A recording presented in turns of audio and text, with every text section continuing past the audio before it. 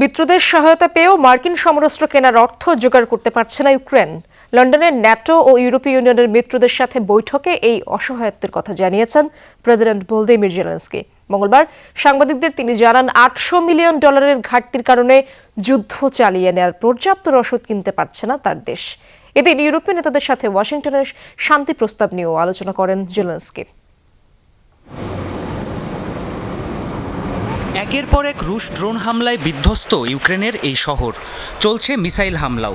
পর্যাপ্ত অস্ত্র গোলাবারুদের অভাবে শক্ত প্রতিরোধ গড়ে তুলতে পারছে না ইউক্রেনীয় বাহিনী। আর তাই রুশ সেনাদের দৃষ্টিসীমার আড়ালে থেকে প্রাণ রক্ষার চেষ্টা তাদের।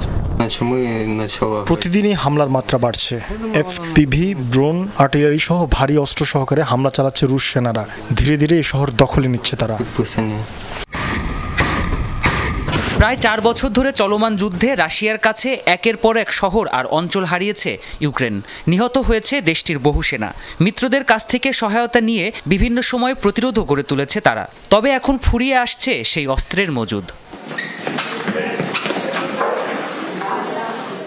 এ পরিস্থিতিতে ন্যাটো আর ইউরোপীয় ইউনিয়নের মিত্রদের সাথে লন্ডনে বৈঠক করেন ইউক্রেনের প্রেসিডেন্ট ভলোদিমির জেলেনস্কি।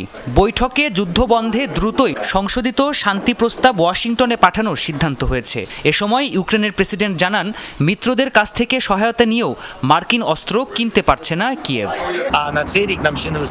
যুক্তরাষ্ট্রের কাছ থেকে অস্ত্র কিনতে মোট $1.5 বিলিয়ন ঘাটতি ছিল। নেদারল্যান্ডস 700 মিলিয়ন বরাদ্দ দিয়েছে। এমন সিদ্ধান্তের জন্য তাদের প্রতি কৃতজ্ঞ। তবে এখনও ঘাটতি $800 মিলিয়ন। এই পরিস্থিতিতে আমরা যুক্তরাষ্ট্রের উপর নির্ভর করছি।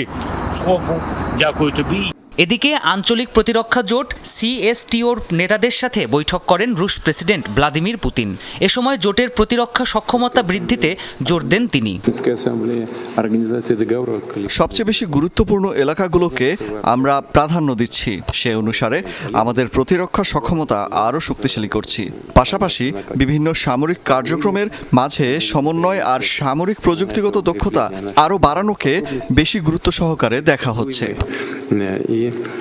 নিরাপত্তা ও প্রতিরক্ষা জোরদারের লক্ষ্যে 1992 সালে গঠিত হয়েছিল কালেকটিভ সিকিউরিটি ট্রিটি অর্গানাইজেশন বা সিএসটিও জোট, যার সদস্য সংখ্যা বর্তমানে 6।